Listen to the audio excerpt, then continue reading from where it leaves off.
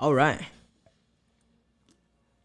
We'll have one last drink of this Red Bull because we got a lot to talk about. Welcome to the Political Hour, folks. I am Mhariel Summers, and we are here to talk about politics. This show is brought to you guys by Power Plug Radio. It's a local station here in our Tampa Bay area. Be sure to stream from powerplugradio.com so you can check out all of the other programs, formats, music. Happy to be here. So here we are. Black History Month. It's technically the last Friday in Black History Month, and all month we've been talking about the politics of Black history.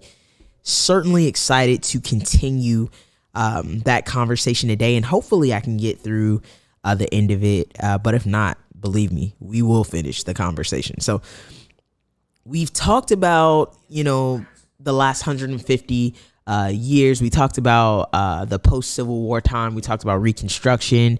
And today I want to talk to you guys more in detail about the 40s, the 50s, the 60s, the 70s, a time where many, if not most of our parents were already born.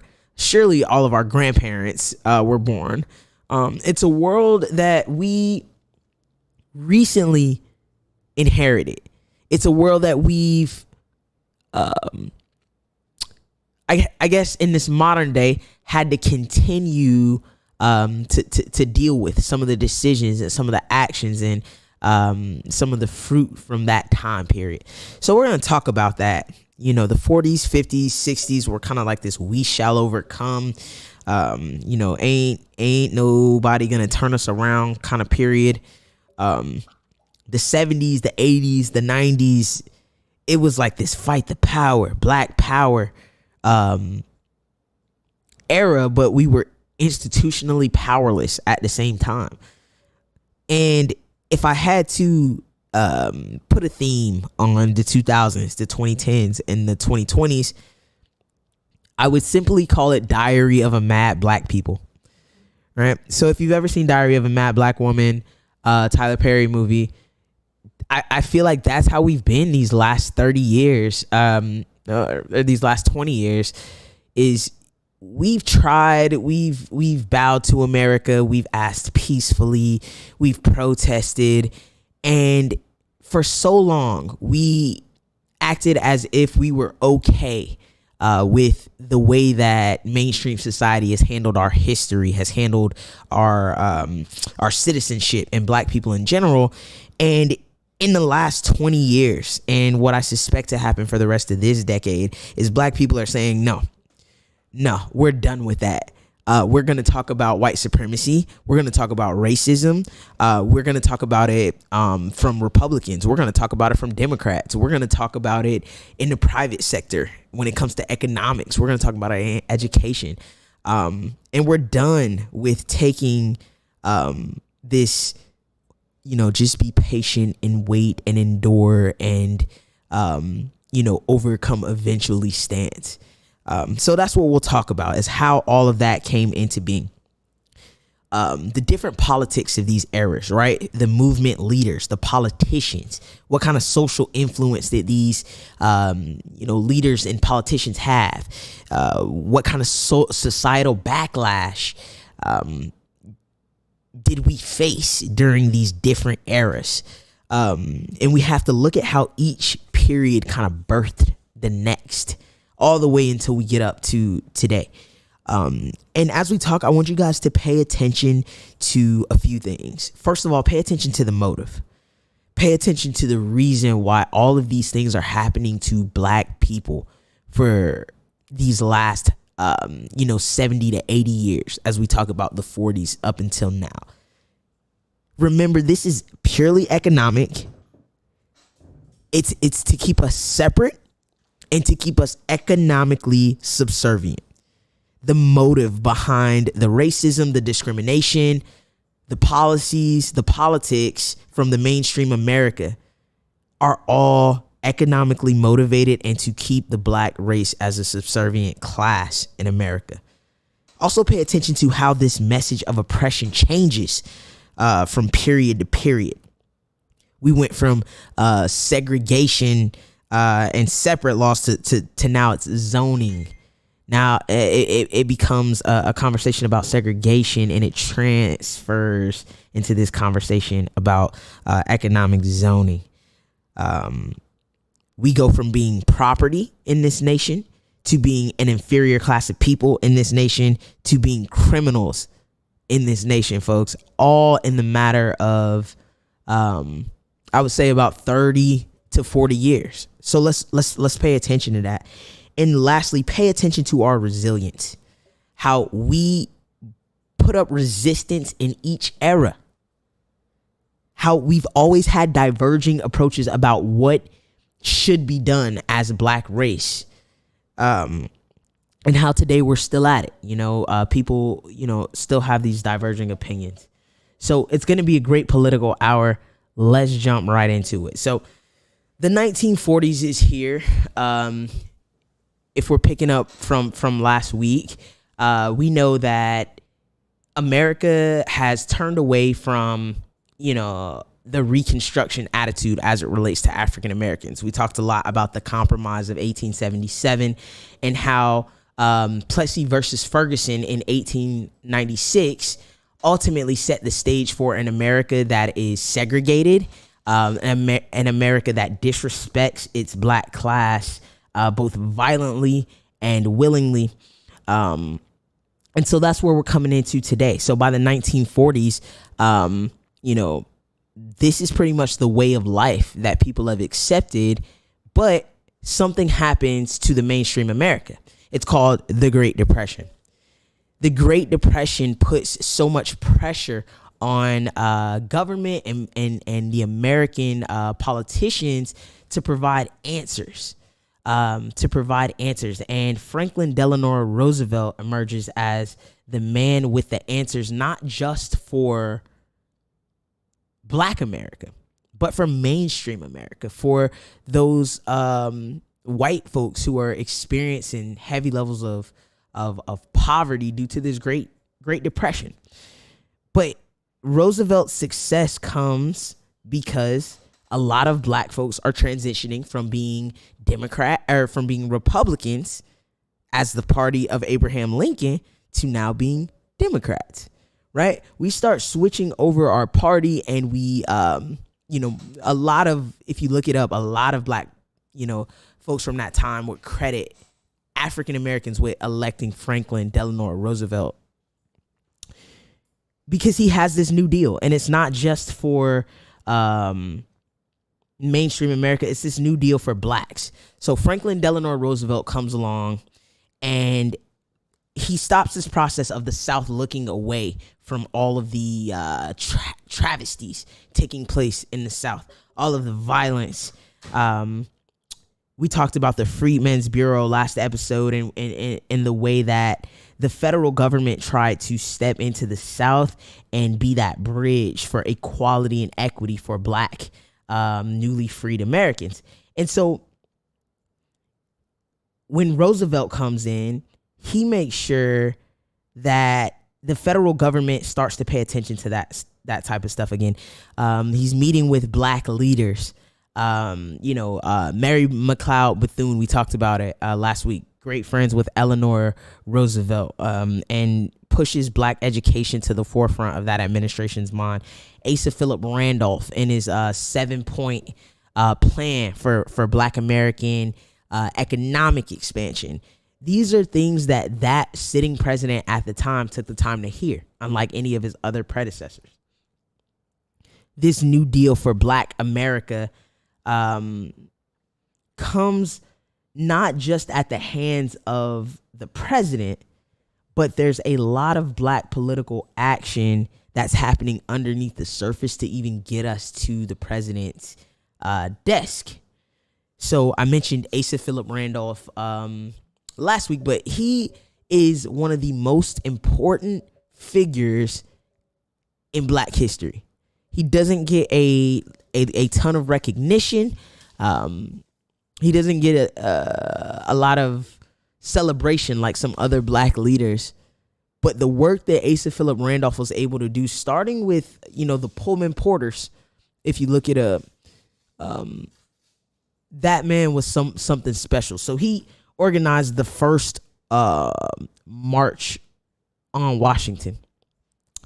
He organizes the first march on Washington, and it's actually in 1941. Why doesn't it happen, right? What stops this from going through? President Roosevelt issues this Executive Order 8802, right? So the first march on Washington, Asa Phillip Randolph is trying to organize with African Americans all throughout the country to march on Washington to end discrimination in the military. World War I ends, and there's a recognition by Black leadership that there are tons of Black soldiers ready to enlist in the army, ready to fight for their country, just like we had been doing during, the Civil War. You had several Black people at that time fighting for the Union. And so here we are on the it's just before World War II, and you have all of these Black soldiers, but the military is still segregated. Black people are still being discriminated against inside the United States military and inside government jobs. And so Asa Phillip Randolph comes along with this idea for this march on Washington that's supposed to take place in 1941, but he ultimately ends up calling it off because President Roosevelt issues Executive Order 8802. This is the first military non-discrimination law that ends discrimination in the United States military. This is coming from the New Deal. Segregation still is allotted, and segregation in the military wouldn't be ended until 1948. Couple years later, by President Truman. So Roosevelt's coming in. He's listening to Black leaders. These things are happening little by little, and we're responding immediately. In 1941, Roosevelt issues this executive order. By the end of 1941, Pearl Harbor is happening, and one of the emerging heroes from Pearl Harbor is Dory Miller, the first Black hero honored for World War II. If you've ever watched the movie, he's the Black man, the cook who ends up taking on, one of the guns and knocking out a lot of those who were attacking us. So Dory Miller doesn't have the opportunity to serve his country the way he does without Executive Order 8802, without the works of people like Asa Phillip Randolph to end discrimination in our military. But beyond that, the New Deal, you got the National Youth Administration, you got the Wirtz Project Administration. And all of this comes as Roosevelt is trying to give Black people skills. We are trying to become workforce ready and bridge that gap and have more opportunity. And it comes in this period in the 1940s, 1950s, Black Americans have more opportunity for advancement, for career, for education than ever before. But, big comma, capital but, this is still a segregated society, folks. So the downside to this coin that's happening in the 1940s is blacks are still not allowed to work with whites. We can't go to school with white people. We have separate departments where, separate entrances, separate bathrooms, right? So yeah, we are allowed to be members of the mainstream society on paper, but in action, we are still relegated to the very bottom and very entry level of American society. We have limited opportunities for advancement. Most blacks at this time are still, agricultural workers, domestic workers, not having the opportunity to excel in the American economy. But most important, we're still terrorized. That's the most important detail about this whole period, is that we are still terrorized. Black soldiers who fought for this country are still not respected. They come home from war after being treated better in a foreign country than they are in their own homeland, and not respected for the sacrifices that they've made for this nation. Black entrepreneurs are still being lynched. Activists who dare to register people to vote or dare to organize people to get educated. Black people who find themselves in any kind of economic success are deemed uppity. And it's nothing more dangerous in the 40s and the 50s than to be deemed an uppity Negro. We are given the bare minimum to meet the laws that society has. We force their hand to give us this equity, but in action, in the 1940s and 50s, they were extremely resistant and terrorized us anytime, we dared to take any action on these newly created laws. So, 50s to 60s, right? The color line is staunch. It's there. You can see it's not this area that's a shade of gray. It is as black and white as it could be. You have, on the white and mainstream side of society, scientists, scholars, politicians, preachers, all of these white parts of society are all trying to justify the separation in their different contexts.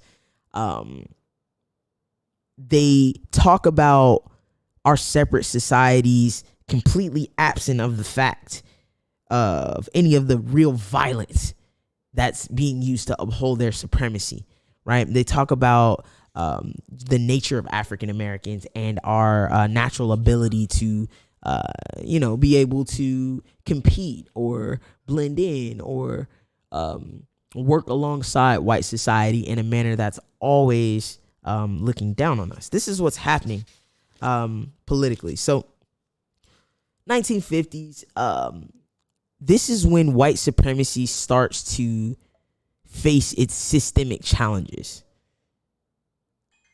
You have the death of Emmett Till in 1955. And the decision of his mother to have a public funeral, the decision of the mainstream media to publicize the photos, it agitates America's conscience.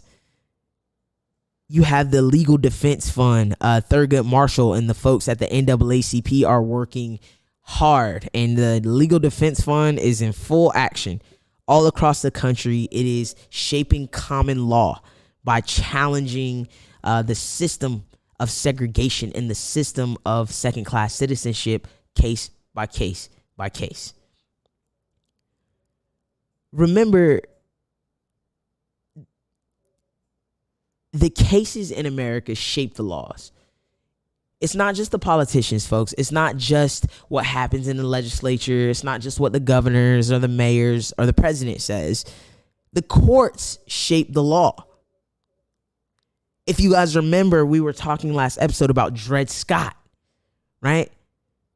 And how it was a judge who determined that Dred Scott was property, whether he was in the North or in the South. And that forced the hand of the government, right? As a result of the court rulings, the government had to make laws, and the 13th Amendment came into being to abolish slavery, to offset the Dred Scott decision. Well, very much so. In the 1950s, legal challenges would lead to the Civil Rights Act of 1964. You had Thurgood Marshall and these folks with the Legal Defense Fund constantly bringing different black cases up through the courts around the country. And at a certain point, there's so much contradicting language that's existing around the country as to what segregation is, where it's acceptable, where black people have to be given equal protection under the law, that the Civil Rights Act of 1964 is inevitable. And that's what ultimately ends segregation in this nation. But there are small attacks, guys, on our black segregated population. There are these redlining attacks on the official side. There's this terror attacks on the social side. The Ku Klux Klan, the White Citizens Council. You have all of these organizations that are non-government related that are doing what they can to keep our society separated. But at the same time, African Americans, black people in this nation, are expanding into new sections and new levels of influence in this society that we didn't have before. Art and culture. You think about the Harlem Renaissance in the 20s and in the 30s. You think about, by the time the 40s come around, how prominent, poets and writers are, from your Ella Fitzgeralds to your James Baldwins and Langston Hugheses. Your musicians start to tell an honest story through music about the black struggles. You think about your Nina Simone's. In music, I do want to make that asterisk. Music has always been our medium. Even today, I know we learned about it, and they talked about, Wade in the Water back in the day when enslaved people used to use messages of song to send. But that never went away. Us using music as our way to describe our shared struggle and to speak to it, music has always been the medium.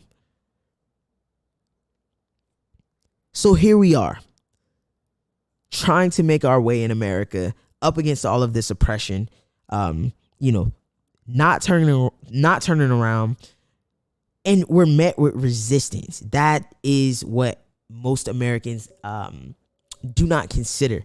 Is the resistance first starts at the state level, and by state level, I mean your governors and your state legislatures, the laws that are passed at the state level.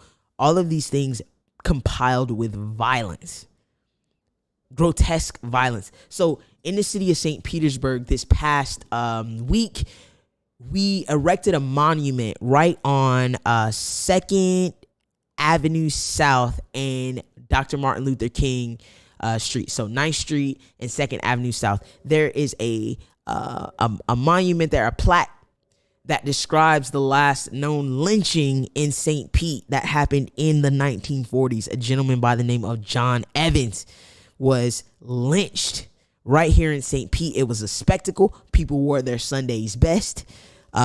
People took pictures. These pictures weren't just, for their iPhone or, their memories a year from now. No, they sent postcards. They took collectibles of this man's body parts. This is what is happening in the 1940s and 50s, where at least all of our grandparents are born, right?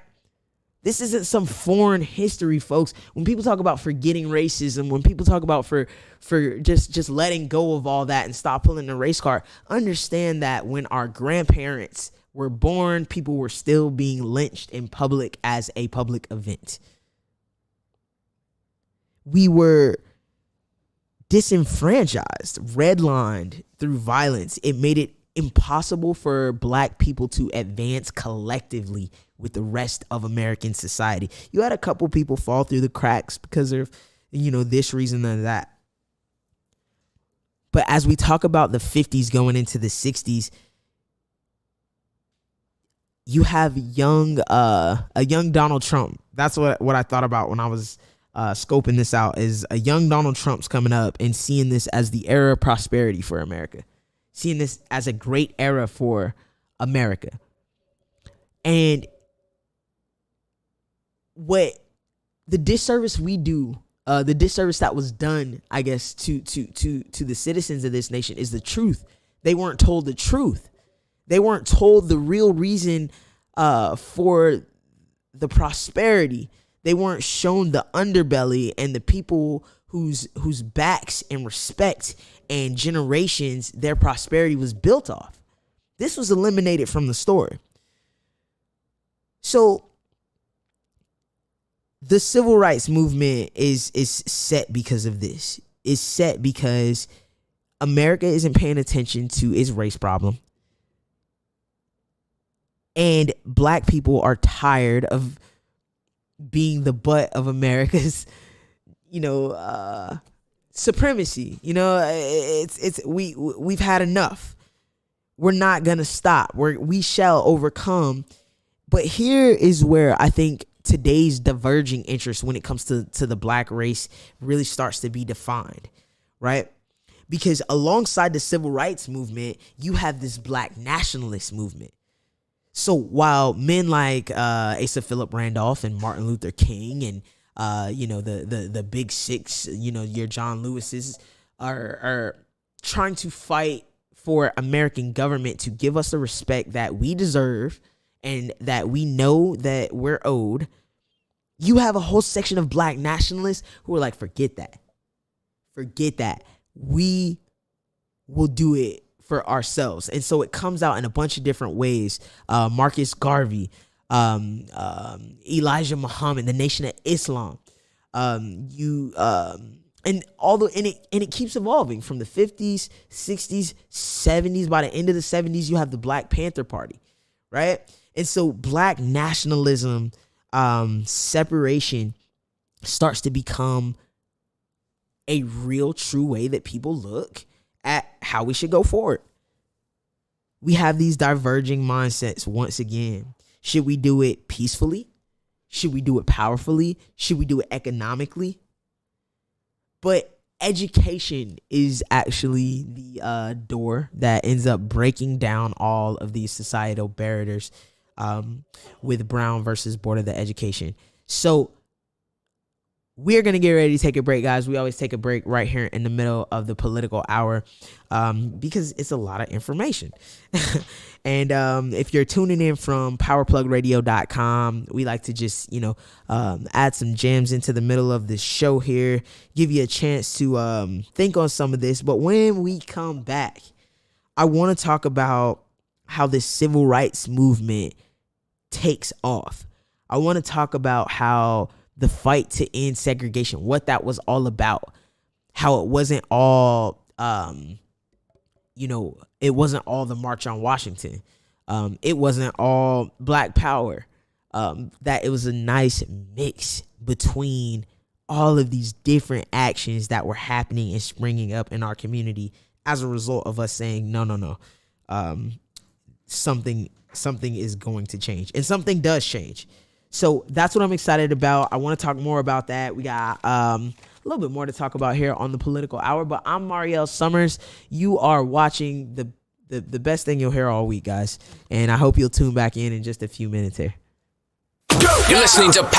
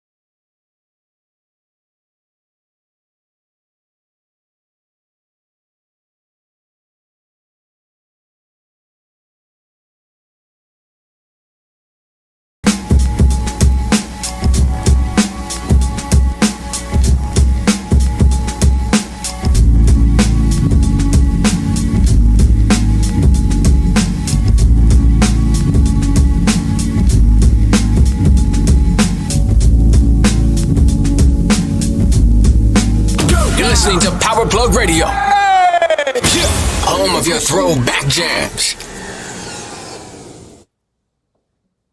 All right, welcome back to the Political Hour, folks. I'm Mhariel Summers, and second half is underway here.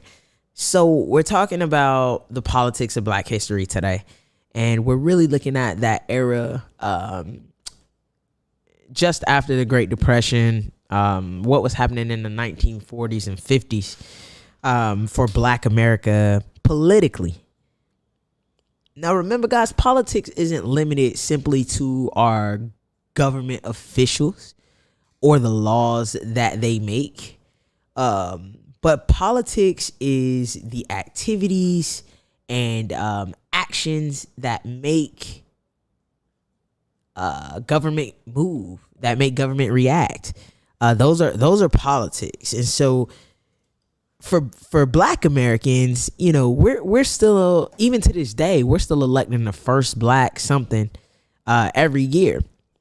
Georgia just elected its first Black senator. Florida has never had a Black senator or a Black governor. You know, so we'll hopefully see those things in my lifetime. But I say that to say we're still in the era where, if we're looking at Black politics and Black politicians, that's something that we're just really cracking into now. So historically, when we look at Black politics, we can't limit ourselves to the government system. We got to look at it from the angle of who in the Black community was participating in actions and activities that move the government. And for us, a lot of times this was our churches. These were our students. It was our Black celebrities. It was our Black organizations, be it the Black Panthers or the Black Nationalists. You know, these were the political organizations of our day, of our history. So the 1960s is here, right? And by the 1960s, all of the collective activity of Black people is starting to come to a head. We are applying pressure on so many different sections of America that it's leading up to this age where a revolution is inevitable. And it comes and it happens. We do this with political organization and racial pride. There's a challenge, like I said, guys, with us being second-class citizens on every hand, whether it's where we can sit at on buses, what restaurants we can go to, what colleges we can be admitted to, what jobs we can take, the quality of those jobs compared to our white counterparts. Like I said, guys, Blacks were domestic workers largely during this period, the 50s, the 60s. You had a lot of maids and housekeepers. You had a lot of Pullman porters. You had a lot of sharecroppers still in the South. Fun fact, my own grandparents, my maternal grandparents, were seasonal sharecroppers. And by the time my mom was born in the early 60s, they happened to be in Buffalo, New York for the season to do sharecropping there. And my grandmother actually gave birth to my mother in Buffalo, New York. Although none of my people are from New York on my mom's side, all of us are here in the South. My grandmother and my grandfather were up there working as sharecroppers when she was pregnant with twins in the 1960s. This is our history. We had the lowest wages in society, the most non-advancing careers in society. And so we organized ourselves out of that. The people who held these positions did so with their heads held high and did a great job to keep their families sustained best they could. But at the same time, in no way, shape, or form did we accept that that's where our place was in society. We were treated with no respect during this time. The 50s and the 60s, Black people were still expected to cross the street when a white person was coming down the sidewalk. Children would call our elders by their first names. Children. We were relegated to accepting this type of disrespect, and any objection to it often led to you being deemed uppity, to being deemed necessary to be neutralized in one form or another. So there's this fight to end segregation. The 50s and the 60s gave us this fight. It gave us this fight to end segregation, and it wasn't to let us into the white society. No. It was to give us access to that economic prosperity. It was to give us access to the same opportunities to succeed. We didn't want integration to be white. We didn't want integration for any other reason than to have the ability to do for ourselves without the backlash of the American government and the American private sector. Beyond the economic prosperities, we wanted to end segregation so that it could give us political access.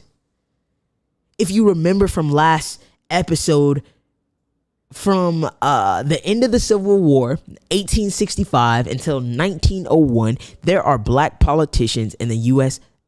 Congress every year. In U.S. state houses, we understand very quickly before the Civil Rights era that politics, government is ran by the vote, and that the vote is vital, and that as citizens, we should have the ability to vote. We should have the ability to say who represents us. And this is also a key, some key power behind the fight to end segregation. It's not this desire to be integrated into a white society, but it's the desire to be accepted as citizens in all of our blackness. So the 1950s and 60s, we're fighting for this, and we're met with this energy, at least from the political sphere, of these Bull Connor, George Wallace type politicians. So real quick, I'm gonna pivot, and I'm gonna show you guys a couple books, right? So first of all, encyclopedia for me is From Slavery to Freedom, Evelyn Brooks Higginbotham and John Hope Franklin. This is the 9th edition, and I use this as an encyclopedia to really kind of document some of these times chronologically. Second book plug, The Color of Law. Richard Rothstein does a great job of explaining how the laws in the 30s and the 40s, maybe somewhat of the 50s, he gets to, and a little bit of the 60s, how the American government system, whether it was the politicians in the state house or the state senate, the mayors, the governors, even our presidents, he talks about how laws are shaped around color in this nation. And what I got from this book is that it was never about black prosperity. It was never about black liberation. It was always about either preserving the Union or creating some kind of negative peace, to which, the white society wouldn't have to face the facts of the terror that they were inflicting on the black race, without having to concede to equality or equity. That's what I got from The Color of Law. So check out Color of Law.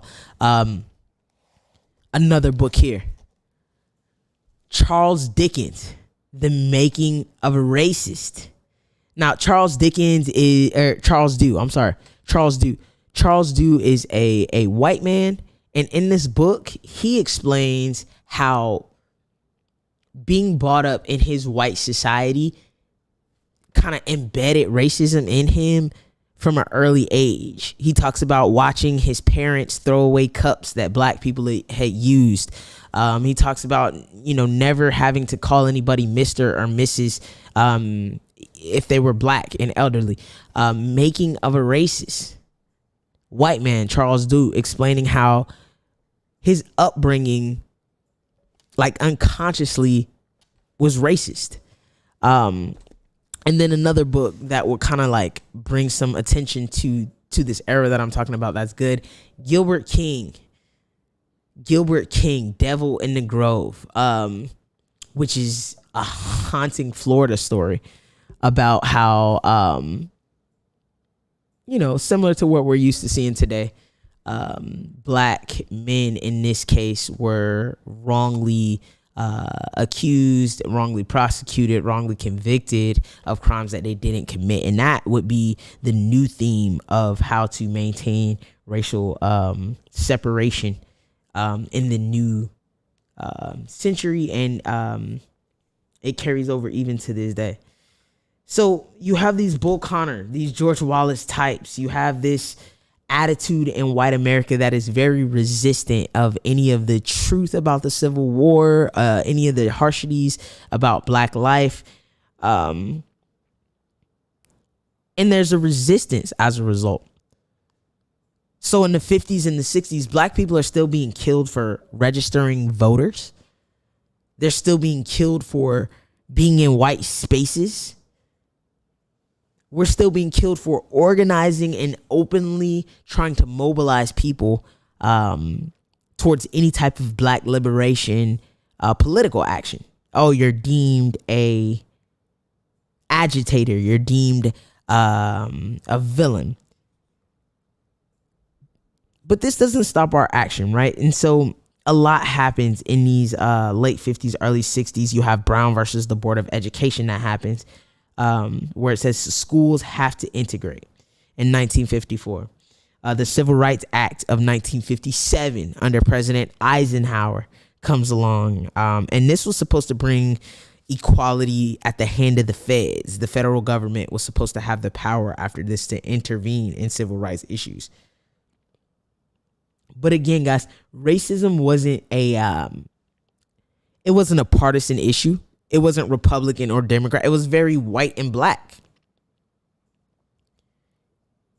The resistance from the white society at large to take everything that people like Martin Luther King were saying at that time to heart.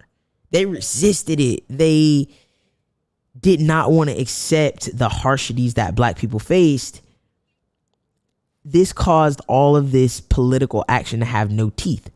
So yeah, Brown versus the Board of the Education says that we must integrate. But by 1965, like 5% of the schools in the South had integrated, the resistance. The Civil Rights Act of 1957 gives the feds the power, but there's no federal official, including John F. Kennedy when he's first elected, who is willing to be bold enough to get out and speak out against white supremacy and its effects on the black members of society. It's not until this combination of violence makes it irresistible to look away from. The mass communication of lynchings being reported in newspapers, television is starting to take off, right? Stories from the South, whether it's coming from black poets or in music, are starting to echo throughout the nation, and people can't really ignore what the black race is facing. Riots. We start to push the issue with rioting. Not only is it the white terror that's coming in like it did in the Tulsa, Oklahoma massacre of Black Wall Street. Not only do you have white mobs ascending on black areas for whatever reason, you have black uprisings all across the nation in the 1950s and 60s. And these riots, these lynchings, it forces America to face the race issue a lot like today. If George Floyd was not killed on camera, if people did not watched that officer put his knee in that man's neck for that long, if they only heard about it, it wouldn't have had such a profound impact. But the mass media of today, very much like the mass media of the past, forces us to take a look at what's happening. The reactionary part of that, right, is that the black organizers, the advocates who are supporting any change in society, they are villainized. Very much how Black Lives Matter and black activists are sort of framed today. The agitators, the peace disruptors. That's what they called these folks. They said we had such a peaceful society until these folks started coming in trying to get people registered to vote, trying to change segregation. Everything was fine. But Martin Luther King, one of my favorite guys to quote, one of the things he always talks about that time is that was a negative peace. That it was a peace put in place at the hand of violence, that black people were never satisfied with that type of peace, but that we went along with it for our safety, that we went along with it for our existence. But make no mistake about it, we were criminalized anytime we tried to challenge that system. MLK was criminalized.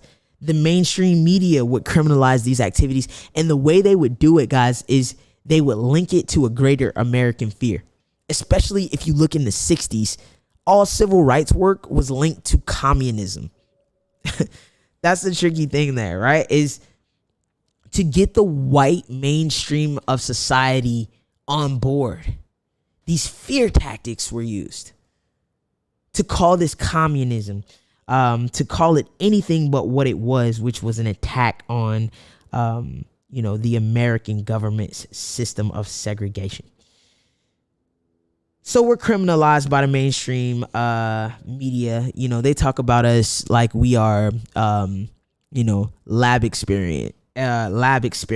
The Negro does this Negro does that.